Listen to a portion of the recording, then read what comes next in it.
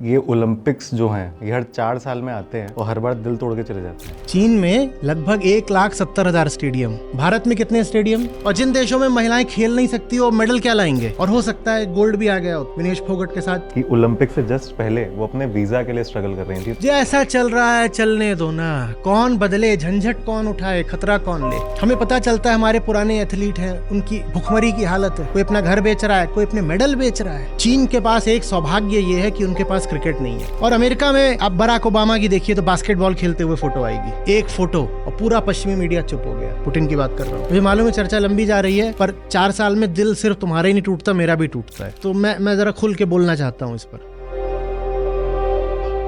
नमस्ते आचार्य जी। मेरा प्रश्न कुछ थोड़ा अलग है।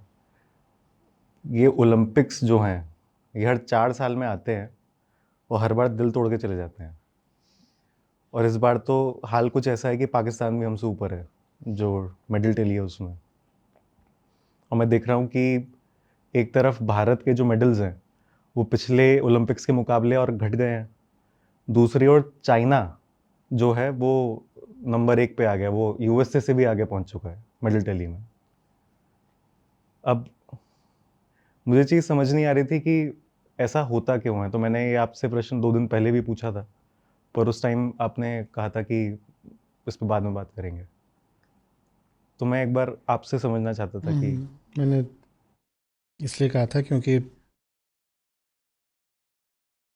मुझे मेरी शिक्षा में एक बात बहुत जोर दे के सिखा दी गई है कि बिना तथ्यों के बात मत करो, और किसी बारे में मुंह खोलने से पहले जितना ज़्यादा हो सके जांच पड़ताल, छानबीन कर लो, फैक्ट्स का पता कर लो, फिर बात करो। और अगर नहीं पता तो मत बोलो। तो 2 दिन तुमसे इसलिए मांगे थे। तो मैंने सोचा इस पर, और मज़ेदार है, आप लोग लिखो। तो एक 4C फ्रेमवर्क मेरे दिमाग में तैयार हुआ है कि भारत की ये हर 4 साल में ओलंपिक में दुर्दशा क्यों होती है, और जैसा इन्होंने कहा कि दिल क्यों टूटता है। इस बार दिल ज़्यादा टूटा है क्योंकि पाकिस्तान एक गोल्ड लेकर पाकिस्तान भी ऊपर बैठा हुआ है। तो ये क्यों हो रहा है और कुछ बदल क्यों नहीं रहा है? ये तो छोड़ो कि गोल्ड बढ़ रहे हो, मेडल बढ़ रहे हो, पिछली बार जितना था उससे और कम हो गया। क्यों हो रहा है? तो 4C। तो इसमें जो पहला C है, हम कारण समझना चाहते हैं कि ओलंपिक्स में क्यों हमारी दुर्दशा है। जो पहला C है कैपिटल। फिर कैपिटल में भी मैंने थोड़ा जांच की। तो 2 तरीके से कैपिटल माने पैसा, निवेश। 2 तरफ से निवेश होता है, पब्लिक और प्राइवेट, माने सरकार के द्वारा और प्राइवेट इंडस्ट्री के द्वारा। आंकड़े लिखते चलिएगा, आपको बड़ा मजा आएगा। भारत और चीन 2 कॉलम्स बना लीजिए। तो कैपिटल में पहली चीज सरकार की कितनी स्पेंडिंग रहती है, माने बजट कितना रहता है। और दूसरी चीज कि जो स्पोर्ट्स इंडस्ट्री ही है पूरी प्राइवेट, मोस्टली प्राइवेट, उसका साइज कितना है। तो जो बजट है वो भारत का है लगभग $400 मिलियन, जो स्पोर्ट्स बजट है। और चीन का है $3.2 बिलियन। ये कितने गुना हो गया? लगभग 8 गुना। भारत का 415 मिलियन है टू बी प्रिसाइज, पिछले साल का। आबादी दोनों की लगभग एक बराबर है, भारत की थोड़ी बहुत ज़्यादा ही हो गई है। पिछले महीनों में हमने चीन से आबादी अपनी ज़्यादा बढ़ा ली है। आबादी एक बराबर है और उनकी सरकार स्पोर्ट्स में 8 गुना ज़्यादा निवेश कर रही है। तो नतीजा क्या निकलेगा? वही जो हमारे सामने है। ये तो फिर भी कुछ नहीं है।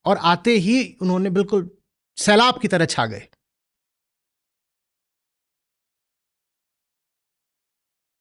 तो पीटी उषा वाला एशियाड था, आप लोगों में से कम लोगों ने देखा होगा, मैंने देखा था टीवी पर।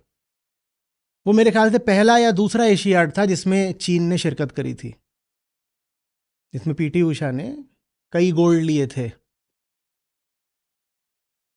वो पहला या दूसरा एशियन गेम था जिसमें चीन आया था। उससे पहले एशियन गेम्स में बस जापान और कोरिया, इनका दबदबा रहता था।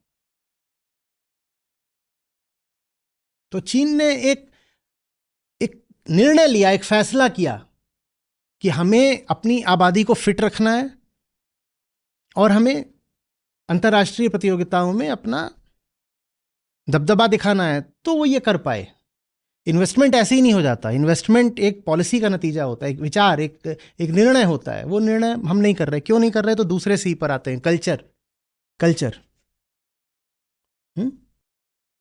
हमारा जो कल्चर है वो संघर्ष का बहुत कम है। हमारा जो कल्चर है वो किसी वजह से सरेंडर का बन गया है। स्पोर्ट्स का तो मतलब ही होता है कि भीतर तुम्हारे प्रतियोगी भाव हो, प्रतिद्वंदिता, प्रतिस्पर्धा का भाव हो, कॉम्पीट करना है, एक कन्फ्लिक्ट, एक स्ट्राइफ को जानबूझ के इनवाइट करना है।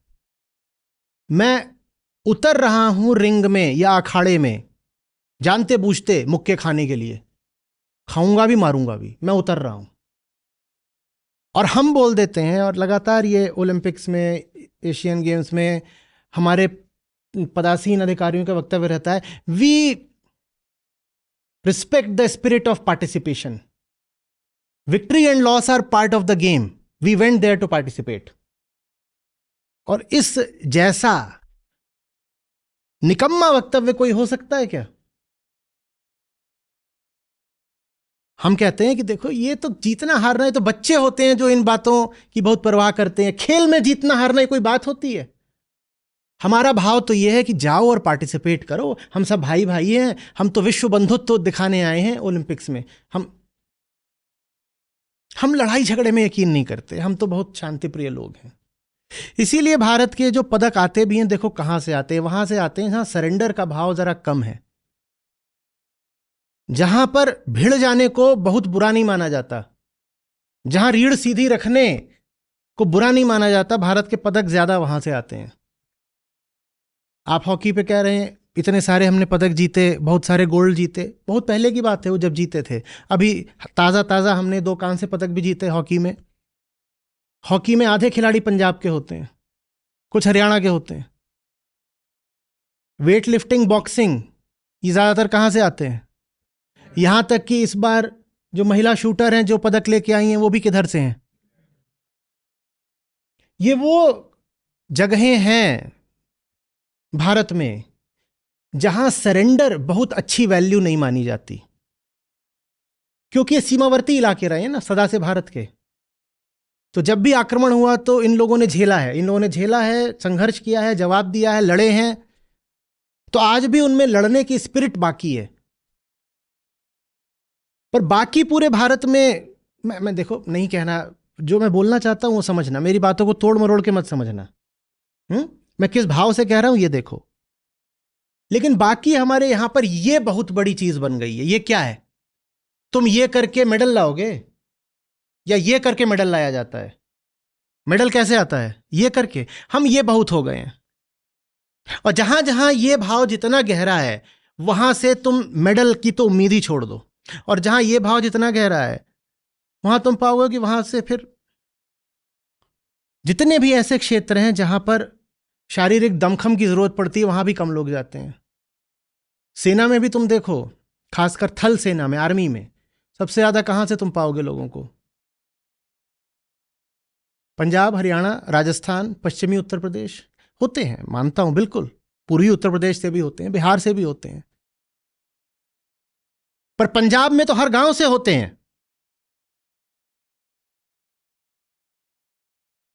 पूर्वी उत्तर प्रदेश से भी होते हैं, मध्य प्रदेश से भी होते हैं, बिहार से भी होते हैं सेना में। पर पंजाब में तो हर गांव से होते हैं।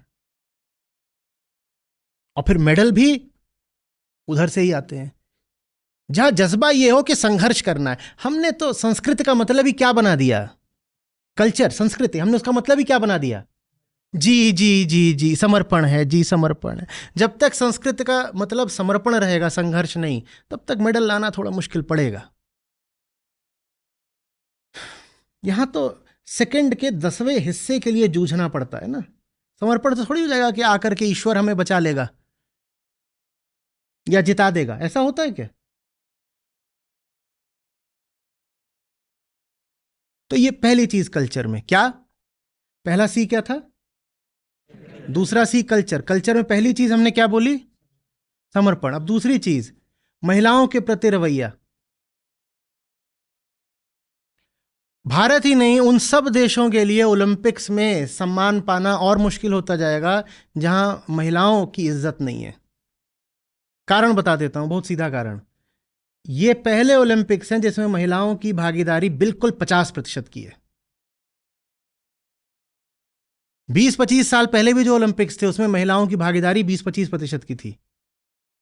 जब ओलंपिक शुरू हुए थे तो महिलाओं की भागीदारी 2% की थी,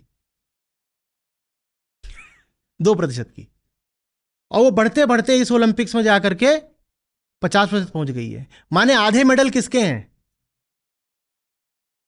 महिलाओं के। तो जिन देशों में महिलाओं को खेलने के लिए प्रोत्साहित नहीं किया जा रहा, उनका अब खेलों में क्या भविष्य है, कुछ नहीं, कुछ नहीं। कुछ ही ऐसे स्पोर्ट्स बचे थे जिनमें फीमेल्स आगे बढ़ती नहीं थी या उनका पार्टिसिपेशन था ही नहीं, वो भी अब बंद हो गए। अब लगभग सारे ही खेलों में एक तरफ मेंस कॉम्पिटिशन्स चल रही होती हैं और एक तरफ विमेंस कॉम्पिटिशन चल रही होती हैं। तो आधे मेडल तो विमेन को ही लाने हैं, और जिन देशों में महिलाएं खेल नहीं सकती वो मेडल क्या लाएंगे, उनके पास तो फीमेल पार्टिसिपेंट्स ही नहीं है। पिछले 5 ओलंपिक से अमेरिका के 55 से 60% पदक महिलाएं ला रही हैं। अमेरिका जो हमेशा चढ़ के ऊपर बैठा रहता है ना, नंबर 1 पे रहता है, नहीं तो नंबर 2 पे हो जाता है। नंबर 2 पे भी अगर होता है तो उससे आगे या तो रूस निकलता है या कभी चीन, नहीं तो नंबर 3 पर ओलंपिक्स के इतिहास में आज तक अमेरिका नहीं आया। अमेरिका को किसने बिल्कुल टॉप पर रखा है आज तक, महिलाओं ने। ये लोगों को झटका लग जाएगा, वो कहेंगे ये ऐसी बात है। हाँ, अगर अमेरिका 10 पदक जीतता है तो उसमें से 6 महिलाओं के होते हैं, महिलाएं अमेरिका को जिता रही हैं।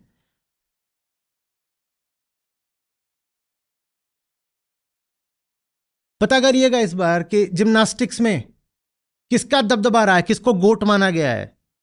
सिमोन बाइल्स, वो महिला है और अश्वेत महिला है, और कहां की हैं, अमेरिका। अमेरिका की। और इतने झोला भर के वो अमेरिका के लिए पदक लेकर के आ गई। किसमें, जिम्नास्टिक्स। जिम्नास्टिक्स में। भारत में महिला जिम्नास्टिक्स में जाए तो तुरंत उसको बोलेंगे कुलच्छिनी, कुल्टा, बेशरम, टांगे खोल करके कूद रही है। तुम्हें कहां से पदक मिल जाएंगे, आधे पदक तो महिलाओं के भरोसे हैं, वहां तुम्हारा ऐसे हो जाता है। और ऐसा करके भी इस बार जो एकमात्र प्रतियोगी है जिसने 2-2 पदक दिलाए भारत को, वो कौन है, एक महिला है। मैं किसकी बात कर रहा हूं, मनु।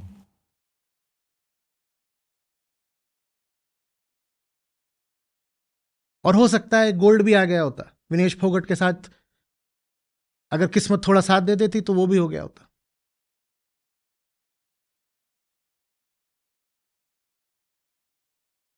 महिलाओं की उपेक्षा करके तुम मेडल कैसे ले आ लोगे। हॉकी के अलावा भारत ने जो मेडल्स जीते हैं, देखना है उसमें कम रिप्रेजेंटेशन के बावजूद उसमें महिलाओं का बहुत बड़ा हाथ है। तुम याद करने जाओगे तो एक के बाद एक महिलाओं के नाम याद आएंगे। अभी हमने पीटी उषा का नाम लिया था, अभी तुम्हें मीराबाई चानू का नाम याद आ जाएगा। कितनी महिलाओं का नाम याद आएगा जो भारत को पदक दिला रही हैं, जबकि भारत में महिलाओं के खेलने के लिए अच्छा माहौल है ही नहीं।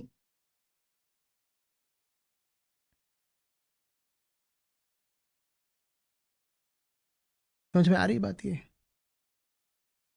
और चीन के भी पदकों में जाकर देख लो कि इस बार महिलाओं ने कितने दिलाए हैं। ये छोटी बात नहीं है, ये 50% मामला यही है। अगर 100% की समस्या है तो उसमें 50% तो यही है।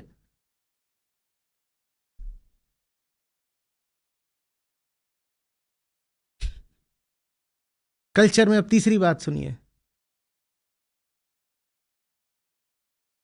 बॉडी। भारत ने पता नहीं कौन सी मान्यता के चलते देह की भारी उपेक्षा कर दी। और जब तुम देह को ही नहीं सम्मान दोगे तो मेडल कहां से लाओगे? ये कल्चर का तीसरा पॉइंट है, देह, बॉडी।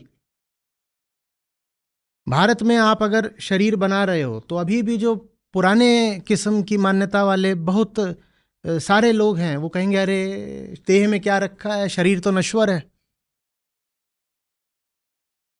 क्या तन मांझता रे मिट्टी में मिल जाना।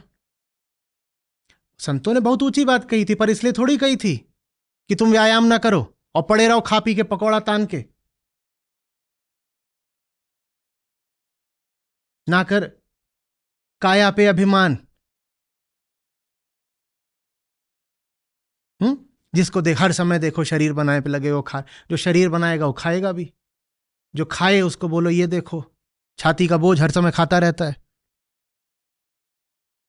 न्यूट्रिशन की हालत ये है, जरा दिल पे ऐसे हाथ रखिए फिर बताऊंगा, नहीं दिल ऐसे उचक के बाहर आ जाएगा।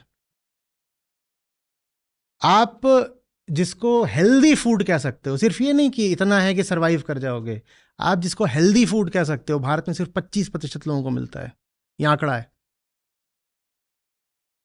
और आप जिसको हेल्दी फूड कहोगे, जिसको खाकर आप सिर्फ चलोगे नहीं, स्वस्थ मजबूत तंदुरुस्त रहोगे, वो चीन में 90% लोगों को मिलता है। अब बताओ मेडल कौन लाएगा?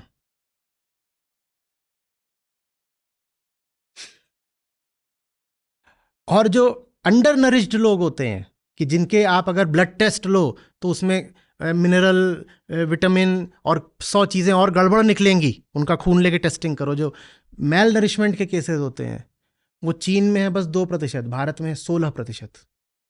16% हमारी आबादी ऐसी है कि वो बिना खाए मर सकती है किसी दिन। उनके वाइटल इंग्रेडिएंट्स ही नहीं है बॉडी में। और 75% आबादी ऐसी है जो मरेगी तो नहीं, चलती रहेगी, लेकिन उसको तंदुरुस्त या मजबूत नहीं कह सकते। 75% हमारी आबादी ऐसी है।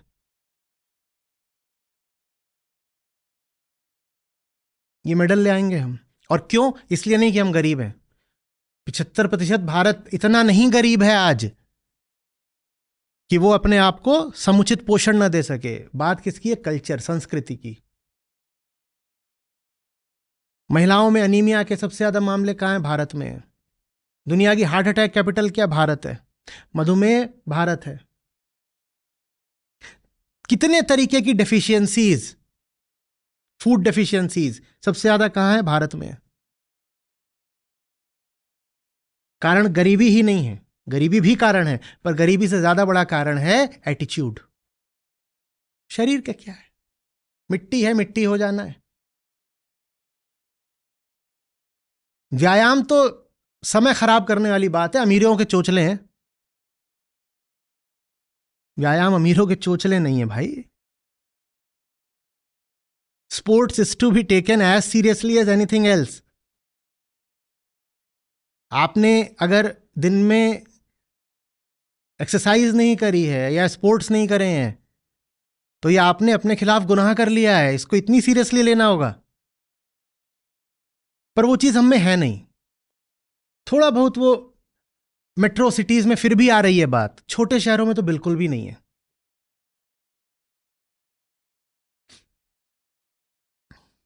लास्ट प्रायोरिटी दी जाती, जब सब कुछ कर लिया, जिंदगी सेट चल रही है, सारे काम निपटा लिए, हाँ तो ठीक है 15 मिनट जा करके जिम में ऐसे ऐसे अपना थोड़ा कराओ, बस यही है जिमिंग।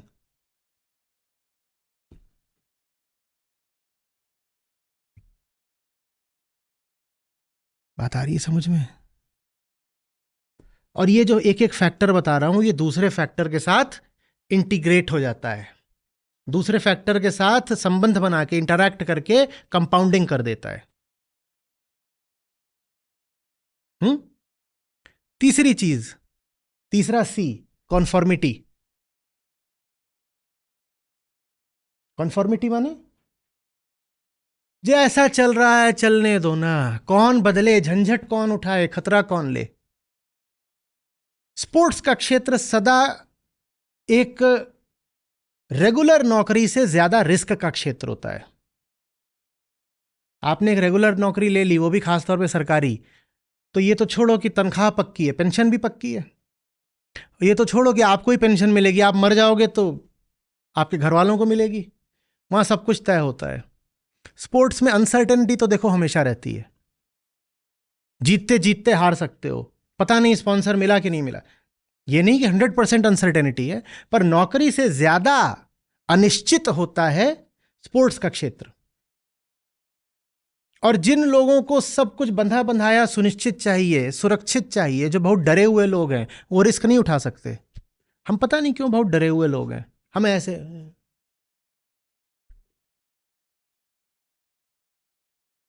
रिस्क आदमी तभी उठा सकता है जब वो कहता है जो होगा देखा जाएगा, कैरियर बनेगा तो बनेगा, नहीं तो देख लेंगे, कुछ और कर लेंगे। भाई मुझे प्यार है खेलने से, तो इससे क्या मिलेगा तुझे आगे? भाई कुछ मिलेगा तो मिलेगा, नहीं मिलेगा तो देख लेंगे। जिनमें ये एटीट्यूड होता है ना, वो आगे निकल पाते हैं। जानते हो, एक ये रोचक तथ्य है, अंडर 14, अंडर 16 में भारत का प्रदर्शन फिर भी ठीक रहता है। अंडर 14 में, अंडर 16, अंडर 18 में भी, अलग अलग स्पोर्ट्स में होता है, कहीं अंडर 17 भी होता है, ऐसे भी अलग अलग जगह होता है, अंडर 19 भी। इनमें भारत का फिर भी ठीक रहता है, हर स्पोर्ट में, चाहे वो टेनिस हो, स्विमिंग हो, रेसलिंग हो। अगर तुम देखोगे सीनियर्स, तो सीनियर से बेहतर परफॉर्म कर रहे होते हैं जूनियर्स।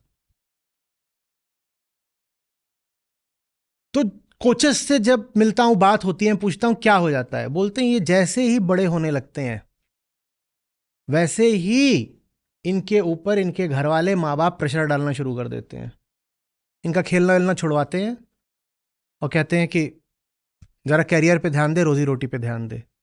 तो मैंने कहा अच्छा सबका छुड़वा दिया, तो फिर ये बच्चे जो हैं, ये जो खेल रहे हैं अभी, ये कहाँ से आए? मेरे स्क्वॉश के कोच थे, मैंने उनसे बात करी थी, ये क्यों हैं, फिर ये क्यों खेल रहे हैं? बोले ये इसलिए खेल रहे हैं, और इन्होंने स्क्वॉश भी इसीलिए चुना है क्योंकि भारत में स्क्वॉश खेला नहीं जाता।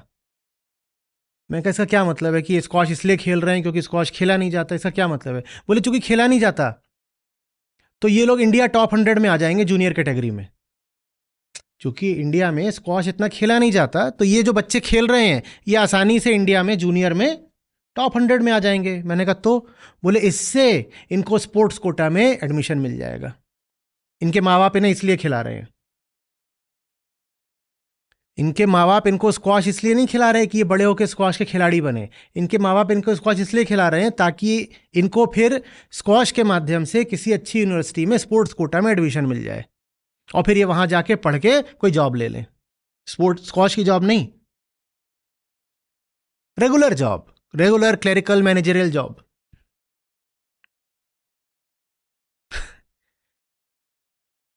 आपके एथलीट समाज से ही उठते हैं और समाज का ही आईना होते हैं, और समाज के प्रतिनिधि होते हैं। जैसा समाज होगा, एथलीट को समाज में ही रहना है ना भाई।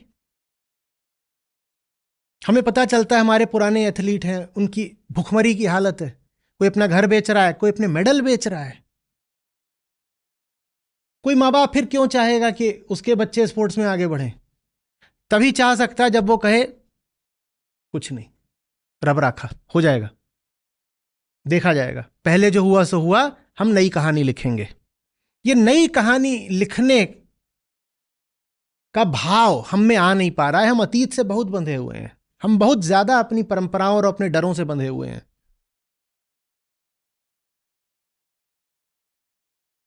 समझ में आ रही बात ये?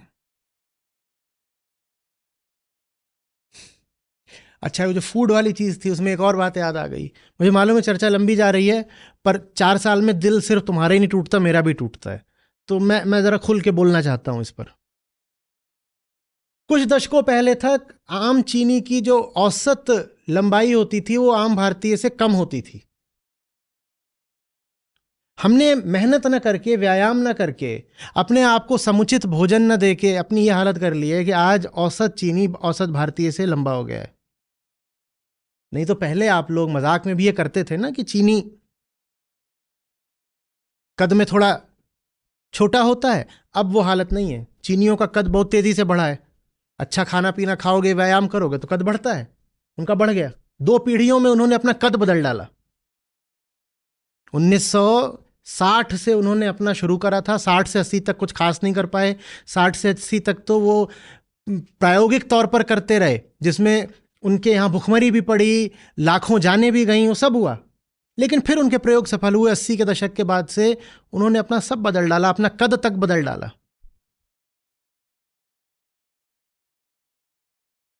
कैपिटल, कल्चर, कॉन्फॉर्मिटी, और चौथा सी ऐसा है जो थोड़ा सा आपके अब लिटरली छक्के छुड़ा देगा, क्रिकेट।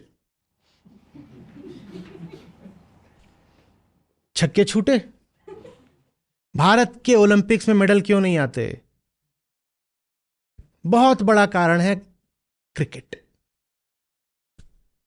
हमने कहा भारत के कुल तो 1000 स्टेडियम हैं, वो भी ज्यादातर किसको समर्पित हैं?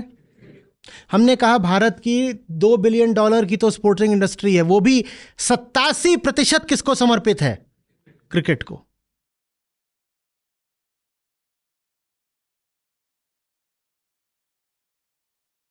क्रिकेट ने बाकी सब खेलों को लील लिया है बिल्कुल। चीन के पास एक सौभाग्य यह है कि उनके पास क्रिकेट नहीं है।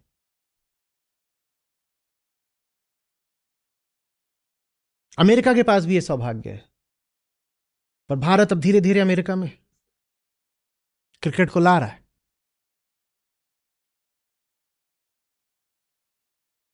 और आईपीएल छोटी चीज नहीं है। चीन ने जो काम ओलंपिक्स में करके दिखाया है, भारत ने वो काम आईपीएल में करके दिखाया है। आईपीएल की ब्रांड वैल्यू दुनिया में सबसे महंगे स्पोर्टिंग ब्रांड्स में से है। हमने स्पोर्टिंग बजट, हमने भारत के बजट की बात करी, स्पोर्ट्स बजट की, क्या बोला? मिलियन में था ना, 415 मिलियन। और आईपीएल की जो सिर्फ ब्रॉडकास्टिंग राइट्स होती हैं वो बिलियन में होती हैं। भारत के खेल बजट से एक तरह से ज्यादा महंगी होती हैं। पूरे भारत देश के पूरे खेल बजट से ज्यादा महंगा है वो आईपीएल का। वो अब मेडल आएगा क्या? और क्रिकेट ओलंपिक में घुसने नहीं दिया जाता। वो कहते हैं हटाओ, ये कोई खेल है, इसको हम, ये तुम्हारे खेल की दुनिया में इज्जत है। ओलंपिक्स में वो खिलाते ही नहीं क्रिकेट, बोलते ये हम खेल जैसा खेल होना चाहिए। एक भाग रहा है, एक लकड़ी लेके खड़ा है और 10 जेब में हाथ डाल के खड़े हैं, इसको हम खेल मानते ही नहीं।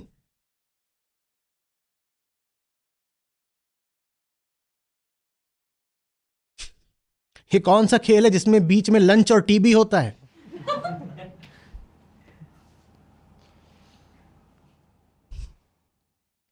एक पार्टी जैसी चीज हो सकती है, लंच चल रहा है, टी चल रहा है, इसे स्पोर्ट हम मानते ही नहीं, वो लगते ही नहीं उसे ओलंपिक्स में। एशियन गेम्स तक में बहुत कोशिश की जा रही है कि इसको रखो रखो, बात बनते बनते रह जाती है, कभी रख लेते हैं। कॉमनवेल्थ तक में तकलीफ आई थी क्रिकेट को रखने में, पर कॉमनवेल्थ में फिर भी चल गया क्योंकि उसमें इंग्लैंड है, ऑस्ट्रेलिया है, वही हैं देश जो सब ब्रिटेन वाले हैं, तो वहां फिर भी।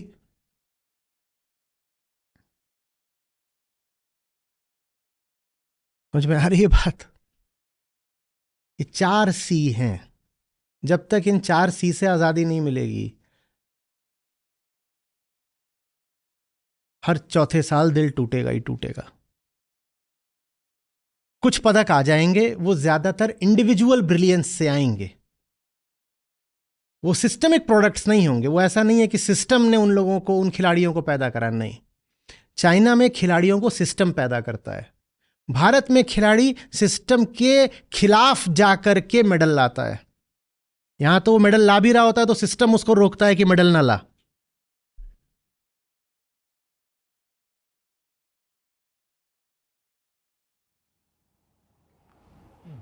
इस बात पर मुझे एक एग्जाम्पल याद आ रहा है।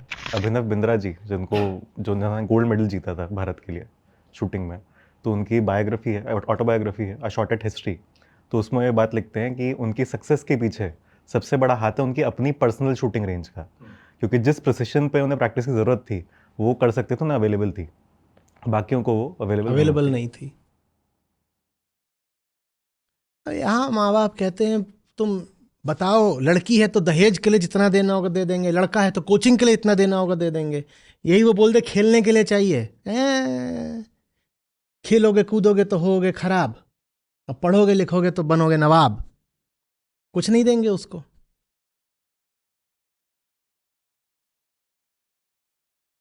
दो चार तो मेरे पीछे पड़े हैं, बोल रहे हैं आपका जीवन आपका समय बहुत कीमती है, आप उसको टेनिस जैसी व्यर्थ चीजों में क्यों लगा रहे हो।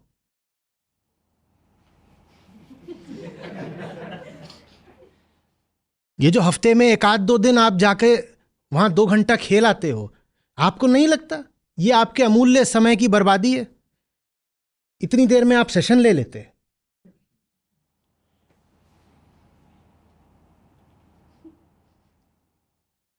इनको समझ में ही नहीं आता। और हाँ, जो कल्चर वाली बात थी, मैंने अपने टेनिस की बात करी तो वहां से बताता हूं।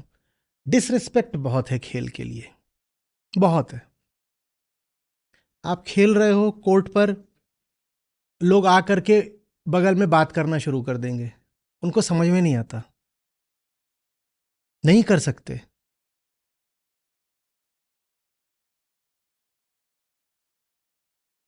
मुझे गार्ड खड़ा करना पड़ता है कि मैं खेल रहा हूं तो कोई घुस ना आए, नहीं तो बीच कोर्ट में आकर आचार्य जी हमने आपको देखा, हम आपका बहुत देखते हैं।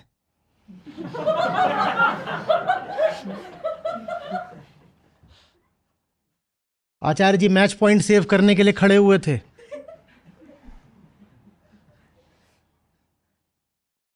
हो गया,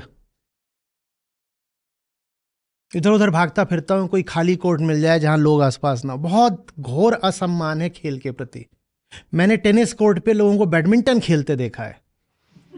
मैंने ऐसे दोनों हाथ उठा करके कहा था कोर्ट अभी फट जाए और मैं इसमें समा जाऊं, बस यही देखना बाकी रह गया था। प्रेमी जोड़ा था,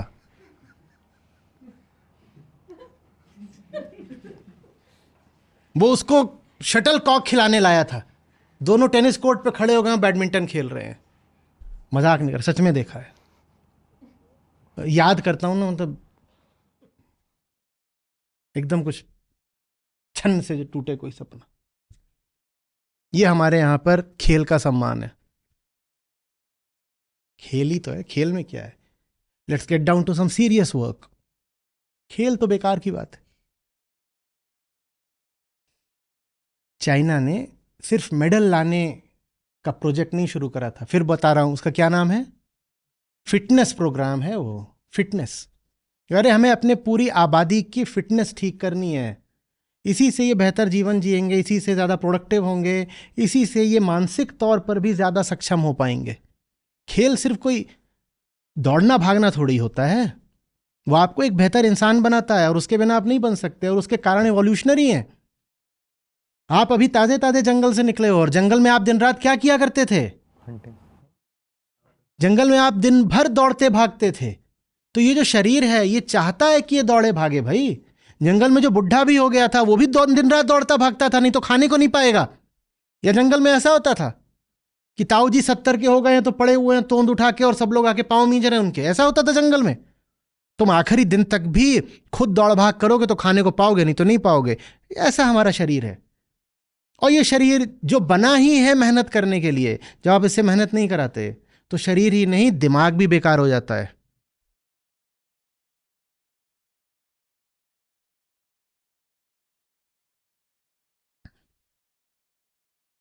अपने साथ जो मुझे एक बड़ी से बड़ी शिकायत है वो ये है कि मुझे कुछ किलो हैं वजन के, वो कम करने हैं, वो हो क्यों नहीं रहे? ऐसा नहीं कि हो नहीं जाते, और फिर गड़बड़ हो जाती है।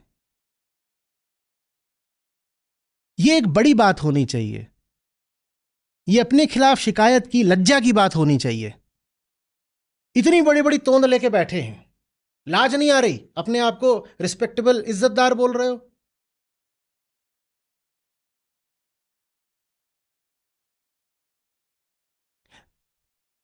अमेरिका के सीईओज देखे हैं कैसे होते हैं?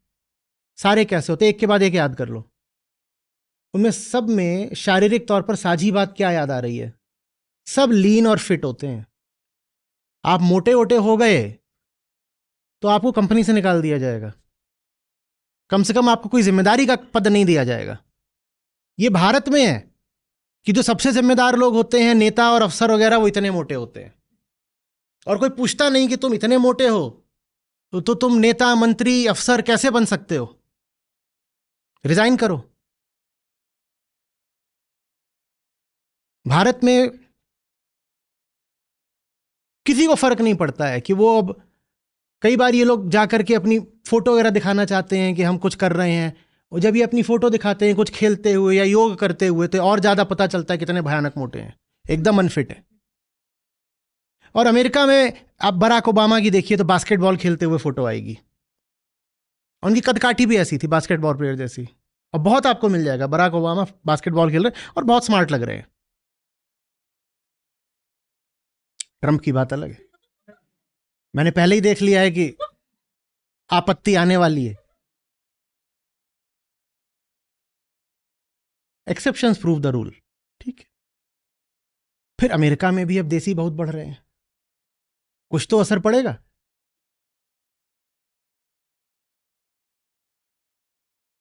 पुतिन क्या रहे हैं अपने समय में? एथलीट। एथलीट तो रही है। क्या करते थे वो? क्या खेलते थे? चेस। ये मंच फटना चाहिए, मुझे अभी जाना है। ताइक्वांडो या judo, martial arts. Martial art specialist. जब यूक्रेन युद्ध शुरू हुआ तो मीडिया ने, पश्चिमी मीडिया ने खूब कयास लगाया, बोले इनको कैंसर हो गया है, ये मरेंगे, ये होगा वो होगा, खूब था। आप 2 साल पहले की आज से रिपोर्ट देखिएगा तो उसमें सारे स्पेकुलेशन यही था कि ये तो आदमी कैंसर की लास्ट स्टेज पे मरने वाला है। पुतिन ने उसका जवाब कैसे दिया? एक शर्टलेस फोटो पब्लिश करा के, बस ऐसे staring at the entire waste, मैं मर रहा हूं, ये जवाब था उनका। एक फोटो और पूरा पश्चिमी मीडिया चुप हो गया। और वो आदमी को ये नहीं है कि 30 साल का है, भारत के हिसाब से वो आदमी बहुत बुढ़ा है, पर आप उसका शरीर देखिए। पुतिन की बात कर रहा हूं। और फिर हमारे नेताओं का शरीर देखिए। कई तो ऐसे हैं, आपको वीडियो मिलेंगे, तस्वीरें मिलेंगी, मंच पे चल रहे हैं, लुढ़क गए, एक आध दो मंच तोड़ चुके हैं। और ये नहीं कि सिर्फ वो नेता हैं, जो पदासीन नेता हैं, इन देयर टेन्योर उन्होंने ये करा है। कईयों के साथ विदेश में ये हो चुका है कि जा रहे हैं वो गिर पड़े।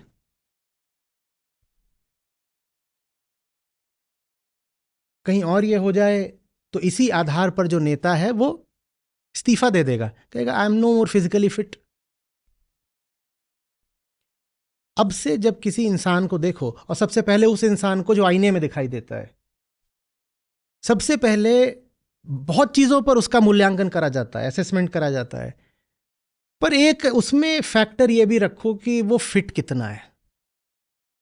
जब भी किसी इंसान को देखो, जज तो हम सभी करते हैं, कितना भी बोलो डोंट जज, पर जज तो करते ही हो ना। उसको जजमेंट मत बोलो, उसको असेसमेंट बोलो, मूल्यांकन। किसी भी इंसान का जब मूल्यांकन करो ना तो उसमें यह बात भी रखो, फिट है कि नहीं है। और फिट नहीं है तो कुछ नंबर काट लो। मैं भी फिट नहीं हूं तो कुछ नंबर मेरे भी काटा करो।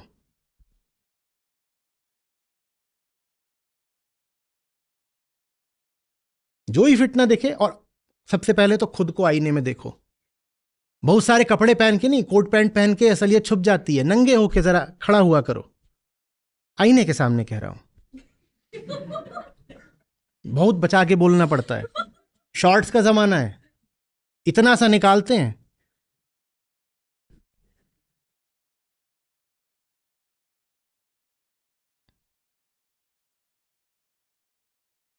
और फिर इसीलिए, ताकि पता ना चले हम कैसे हैं, भारत में जितने घनघोर लंबे लंबे कपड़े पहने जाते हैं उतने दुनिया में कहीं पहने जाते हैं? एक बार तुमने कुर्ता पजामा पहन लिया, और कुर्ते पजामे से भी ज्यादा, भारत से भी ज्यादा खतरनाक पाकिस्तान और अफगानिस्तान का है। वहां पे क्या चलता है? पठानी। सलवार कमीज। एक बार तुमने वो पठानी सूट पहन लिया, तुम्हारी तोंद छुपने लगती है। कुर्ता पजामा भी छुपाने लगता है, तो भारत में कुर्ता पजामा चलता है। महिलाएं मुस्कुरा क्या रही हैं? साड़ी के बारे में क्या विचार है? ये जो इतने फिट की बांधते हो, उसमें फिर कुछ पता भी चलता है कितने? यही अगर थोड़े ऐसे कपड़े पहनो जिसमें तन थोड़ा तो खुला हो, तो खुद ही बहुत सारा मांस लीक कर करके बाहर आएगा, तो पता चलेगा कि ये इतना सारा मामला गड़बड़ था अंदर। अभी तो सब छुप जाता है, लीकेज पता ही नहीं चलती।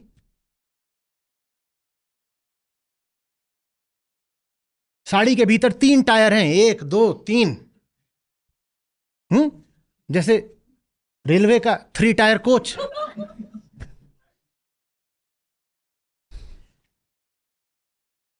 कुछ पता नहीं चलता क्या है। यही जब थोड़े कपड़े ऐसे होते हैं तो पता चलता है कि सोचना इस बात को कि हमारी पूरी संस्कृति ही देह की अवमानना पर खड़ी हुई हो। जैसे आदमी मोटा और भद्दा हो जाएगा तो शरीर तो छुपाएगा अपना। मैं नहीं कह रहा देह उघाड़ना या शरीर का अश्लील प्रदर्शन करना अच्छी बात है, पर मैं कह रहा हूं कि शरीर छुपाना मजबूरी बन जाती है जब देह भद्दी कर लेते हो। मुझे एक आंकड़ा अपनी तरफ से याद आ रहा था कि जब मैं ये देख रहा था कि ऑल टाइम सारी कंट्रीज की जो मेडल टेली है, उसमें बहुत सारे अफ्रीकन देश भी हैं जो भारत से बहुत गरीब हैं, जैसे फॉर एग्जांपल इथोपिया, जिन्होंने भारत से ज़्यादा मेडल हासिल करे हैं थ्रू आउट हिस्ट्री, और उनका जो कंटिजेंट होता है वो भी भारत से मतलब बड़ा होता है। वो गरीब भी हैं और आबादी में छोटे भी हैं। ऐसे देश जिनकी प्रति व्यक्ति आय भारत से आधी है और जिनकी आबादी भारत की अपेक्षा 1/20 है, वो भी भारत से ज़्यादा पदक कैसे हासिल कर लेते हैं? आंसर उसी 4C फ्रेमवर्क में है जो आपको दिया। अगर 4C हैं तो उसमें कैपिटल सिर्फ 1C है। कैपिटल 1/4 है ना। क्या क्या था? Capital, culture, conformity, cricket. ये 4C थे जिनके कारण भारत को पदक नहीं मिलते। तो कैपिटल में भारत हो सकता है कि वो जो गरीब अफ्रीकन देश है उससे आगे हो, बाकी 3 चीज़ों में वो हमसे आगे है, तो हमसे ज़्यादा पदक ले आता है। 117 लोगों का हमने इस बार दस्ता भेजा था। बहुत कोई छोटा दस्ता नहीं है। कुछ नहीं, ठन गोपाल जी। इसके अलावा अभी जस्ट एक इन्फॉर्मेशन आई है, कुछ ट्वीट्स हैं जो शायद विनेश फोगाट जी के हैं, कि ओलंपिक से जस्ट पहले वो अपने वीज़ा के लिए स्ट्रगल कर रही थी, तो वो ट्विटर पे उन्हें लिखना पड़ रहा था। हाँ। ये देखो, हम नहीं इज्जत देते स्पोर्ट्स को, नहीं देते तो नहीं देते। मैं जहाँ खेलने जाता हूँ वहाँ रेस्टोरेंट भी है, उसी कंपाउंड में रेस्टोरेंट भी है और टेनिस कोर्ट भी है। रेस्टोरेंट एकदम वेल मैनेज रहता है, स्पिक स्पैंक। मजाल है वहाँ गंदगी हो जाए ज़रा सी भी। टेनिस कोर्ट में गंदगी रहती है, उतनी नहीं, पर जब मैं रेस्टोरेंट को देखूं और कोर्ट को देखूं तो स्पष्ट रहता है कि ज़्यादा इज्जत खाने पीने को रेस्टोरेंट को दी जा रही है, कोर्ट को कम इज्जत दी जा रही है। इसी तरीके से आप अगर भारत में स्पोर्ट्स मेडिसिन में हो या स्पोर्ट्स काउंसलिंग में हो या ट्रेनिंग में हो, आपका काम किसी ब्यूरोक्रेटिक काम से हीन ही समझा जाता है। आप बोलो कि मैं एक स्पोर्ट्स कोच हूँ, और कोई दूसरा बंदा कोई बहुत साधारण सी सरकारी नौकरी कर रहा होगा या हो सकता है प्राइवेट, तो उसको लगेगा कि उसका काम बेहतर है और कोच का काम इन्फीरियर है। इज्जत नहीं है हमारे मन में स्पोर्ट्स के लिए और स्पोर्ट्स पर्सन्स के लिए। कल्चर की बात है, संस्कृति। हमारी जो संस्कृति है ना, वो बहुत कुछ गलत तत्व लेकर चल रही है, और खेद की बात यह है कि हम उन गलत तत्वों को छोड़ना भी नहीं चाहते। हम उनको पकड़े रहना चाहते हैं सांस्कृतिक गौरव के नाम पर, और जब तक सांस्कृतिक गौरव के नाम पर तुम संस्कृति की गलतियों को भी नहीं छोड़ोगे, तब तक भूल जाओ कि कोई तरक्की होने वाली है। बार बार ये बोल दोगे कुछ मेडल तो आ गए ना, कोई तो ले आया ना, कुछ तो हो गया ना। ये जो 2 चीजें हैं ना, सांस्कृतिक गौरव और राष्ट्रवाद, ये दोनों मिलकर हमें सच्चाई देखने नहीं देते। अभी भी बहुत कम ईमानदारी से एक अंतर अवलोकन होगा, चिंतन मनन होगा, इंट्रोस्पेक्शन, कि सचमुच क्या हो रहा है। अभी क्या हो जाएगा, अभी ये हो जाएगा कि 5-7 मेडल तो आ ही गए हैं, तो इन्हीं 5-7 मेडल को जीतने वाले लोगों के यशोगान में पूरा देश धुत हो जाएगा। कोई ये नहीं पूछेगा कि इतना बड़ा देश और कभी कोई गोल्ड नहीं, कभी बस एक गोल्ड। जितने तुमने कुल मेडल जीते हैं उससे 15-20 गुना तो चीन ने सिर्फ गोल्ड जीते हैं। जितने तुमने कुल मिला के मेडल जीते हैं उससे लगभग 20 गुना चीन ने सिर्फ गोल्ड जीते हैं। ये सवाल नहीं पूछेंगे, हम चालू हो जाएंगे कि ये एथलीट है, ये इतना लाया, इसको इतने पैसे दे दो, इसको ये। उस एथलीट से पूछो ना वो बेचारा कैसे लाया है। आज जो लोग उसको मंचों पे बुलाकर उसके साथ फोटो खिंचा रहे हैं, नेता वगैरह, यही लोग हैं जिनकी वजह से अगर वो ब्रॉन्ज लाया है तो गोल्ड लाने से चूक गया है। समझ रहे हो बात को? लेकिन जब उसका कोई भी मेडल आ जाता है, चाहे ब्रॉन्ज ही आ गया हो, तो उसको ऐसे दिखाया जाता है कि जैसे सब सिस्टम ने और नेताओं ने मिल करके वो ब्रॉन्ज मेडल हासिल किया है। ये बिल्कुल झूठी बात है ना। सही बात तो ये है कि अगर सिस्टम ने उसको जरा भी सहारा दिया होता तो वो व्यक्ति शायद पोडियम पे गोल्ड पे खड़ा होता। लेकिन हम सिस्टम से, नेताओं से और सबसे ज़्यादा अपने आप से, अपने कल्चर, अपनी संस्कृति से हम जवाब नहीं मांगते कि हम कैसे लोग हैं। दिल हमारा, तुम कहते हो हर चौथे साल टूट जाता है, लेकिन होश हमको फिर भी नहीं आता है। हम यही कहते रहेंगे कि नहीं नहीं नहीं। देखो, we are a great country, तो हमारे जितने भी मेडल्स आए हैं हमें सेलिब्रेट करना चाहिए। मैं भी कहता हूं सेलिब्रेट करो जितने आए हैं, पर फिर उनका शोक भी मनाओ जो नहीं आए हैं, जिन्हें आना चाहिए था पर नहीं आए। मैं उनका शोक भी मनाना चाहता हूं। या कैसे अंधा हो जाऊं उनके प्रति? वो सब संभावनाएं जो साकार नहीं हो पाई, वो सब जो कुछ हो सकता था पर हमारी ही काहिली की वजह से नहीं हुआ, मैं उसको भूल जाऊं? कैसे भूल जाऊं? और अगर भूलता रहूंगा तो यथास्थिति बनी रहेगी, कोई तरक्की कभी नहीं होगी। दर्द होना चाहिए, चोट लगनी चाहिए, अपमान का अनुभव होना चाहिए, और इतनी गैरत होनी चाहिए, ईमानदारी होनी चाहिए कि अपने गिरेबान में झांके और हमारे ही भीतर, हमारे विचार में, हमारे रवैये में और हमारी संस्कृति में जो दोष हैं उनको निकाल के बाहर फेंक दें। देखते हैं 4 साल बाद अब फिर क्या होता है। पिछले ओलंपिक्स में भी हमने बात करी थी, देखो मुझे याद आ रहा है, पिछले ओलंपिक्स में भी बात करी थी और उसकी रिकॉर्डिंग भी कहीं पड़ी होगी, यूट्यूब पर भी पड़ी होगी।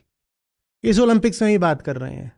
मुझे डर है कहीं अगले ओलंपिक्स में भी ऐसी ही बात ना कर रहे हो। इसमें एक सवाल था, आपने कल्चर की बात करी और उसमें सरेंडर की बात करी, तो बहुत से लोग कहते हैं कि पिछले कुछ सालों से जो ये सरेंडर वाला कल्चर था अभी तो बदल रहा है। अब लोग जो हैं वो एक्चुअली एग्रेसिव हो गए हैं और वो अब दबते नहीं हैं, जाग रहे हैं, इस तरह की संज्ञा का इस्तेमाल करते हैं। और ज़्यादा दब रहे हैं। जिसको तुम कहते हो कि भारत में एग्रेसिव कल्चर आ रहा है, वहाँ लोग किस पर एग्रेसिव हो रहे हैं? जो कमज़ोर है उस पर एग्रेसिव हो रहे हैं। कमज़ोर पर एग्रेसिव होने से मेडल थोड़ा ही आ जाएगा। मेडल तो आता है जब अपने से ज़्यादा जो दमदार है उसको गिरा दो। विनेश फोगट ने जिसको हराया था वो लगभग 90 मैच से नहीं हारी थी, जापान की जो खिलाड़ी थी। मेडल आता है किसी ऐसे को हराने में जो अपने से ज्यादा ताकतवर हो, अपने से ज्यादा पहुंचा हुआ हो। और भारत में जो आक्रामकता आ रही है वो यही है कि जो संख्या में कम दिखे, गरीब दिखे, किसी भी तरीके से कमजोर दिखे, जाके उस पर चढ़ बैठो, आक्रामक हो जाओ, उसको गिरा दो। सामरिक मिलिट्री क्षेत्र में भी हम किनको आंखें दिखा रहे हैं? वही जो देश हमसे कमजोर हैं और कम आबादी वाले हैं। चीन तो हम पे चढ़ा हुआ बैठा हुआ है, हम चीन का कुछ कर पा रहे हैं क्या? कौन सा एग्रेशन? कौन सा एग्रेशन? कहां एग्रेशन है हम में? कमजोर को आंखें दिखाना एग्रेशन नहीं कहलाता। राइट एग्रेशन का मतलब होता है सच्चाई की रक्षा के लिए मैं भगवान से भी भिड़ जाऊंगा। कोई होगा, बड़े से बड़ा ताकतवर देश होगा, चीन होगा, कोई होगा, अगर मुझे पता है कि सच्चाई मेरे साथ है तो मैं उसे दबूंगा थोड़ी। ये होता है राइट एग्रेशन। वो राइट एग्रेशन हमें कहां देखने को मिल रहा है?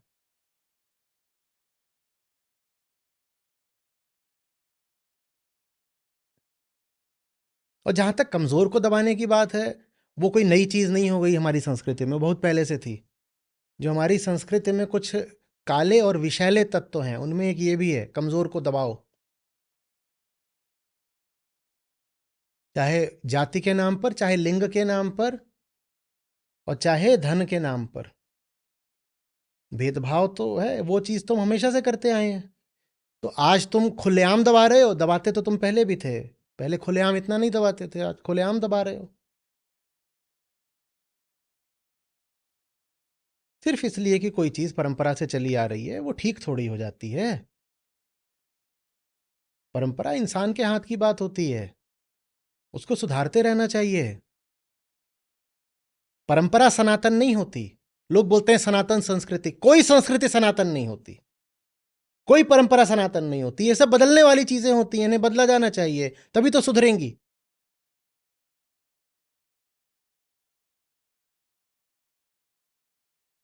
सनातन बस एक बात होती है, क्या? सत्य, जो नहीं बदल सकता, और उसी की ओर लगातार बढ़ना, सिर्फ उसी के सामने झुकना धर्म कहलाता है। तो सनातन धर्म क्या है? सच्चाई के अलावा किसी के सामने नहीं झुकूंगा, सच्चाई के अलावा संस्कृति के सामने भी नहीं झुकूंगा, यह है सनातन धर्म।